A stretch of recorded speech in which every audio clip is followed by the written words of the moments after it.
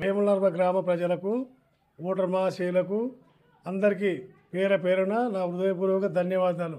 మీరందరూ కలిసి ఇందాక ఉన్నాకున్నా నాకు ఒక బాధ్యతగా పుట్టజెప్పి 5 సంవత్సరాలు మీరు ఓట్లు వేసి నన్ను 5 సంవత్సరాలుగా గ్రామ పంచాయతీ సర్పంచ్గా ఎన్నుకున్నందుకు మీ అందరికీ తల వంచి నమస్కారాలు తెలియజేసుకుంటున్నాను.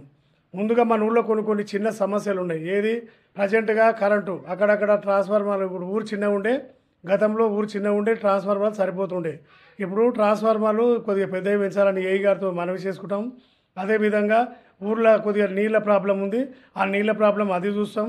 అండర్ డ్రైనేజీ పైప్ లైన్ మిగిలిపోయింది ఎక్కడ ఉంటే ఎమ్మెల్యే సాబ్తో 1-2 సార్లు రిక్వెస్ట్ చేసుకొని ఆయనను మేము మన ఊరికి తీసుకొచ్చి ఆయనను చూపించి, అదేవిధంగా పైప్ లైన్ కానీ సీసీ రోడ్లు కానీ అది శాంక్షన్ చేపిస్తాము.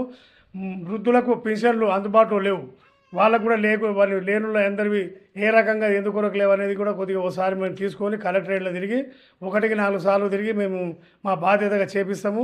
అదేవిధంగా వృద్ధులకు పెన్షన్లు అన్నీ మేము సమృద్ధిగా అందరినీ మాట్లాడి తీసుకొస్తాము, చేపిస్తాము. అదేవిధంగా ఇంకా మన నాయకులు ఎవరు మన కరెంటు వాళ్ళని కానీ మిగతా గ్రామ పంచాయతీ సిబ్బంది అందుబాటులో సరిగా లేదు. గ్రామ పంచాయతీ సిబ్బందిని నా సొంత ఖర్చులతో పెట్టి నా సొంతంగా నెల జీతం నేను ఇచ్చుకుంటా, మిగతా గవర్నమెంట్కి వెళ్ళి వచ్చేది కాకుండా నా సొంతాన్ని పెట్టి ఊరును మొత్తము మన ఆదర్శ గ్రామంగా తీర్చిదిద్దాలని నేను మనసారా కోరుకుంటున్నాను.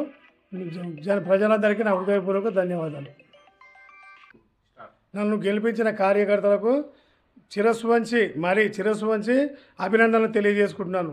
కార్యకర్తలు అంటే నాకు ఎట్లా పని చేసిండ్రంటే, మా ఇంటి వాళ్ళన్న కనీసంగా నాకు టైంకు తినమనలే కానీ వాళ్ళు చిన్న విషయంలో ఎక్కడ జంకకుండా చేయకుండా ఎంతమంది బెదిరించినా వాళ్ళ బెదిరింపుకాలకు భయపడకుండా పెద్ద ఎత్తున నన్ను సహకరించి నన్ను మెజార్టీ స్థానంలో నిలబెట్టి నన్ను సర్పంచ్గా నిలబెట్టినందుకు వారికి హృదయపూర్వక ధన్యవాదాలు తెలియజేసుకుంటున్నాను.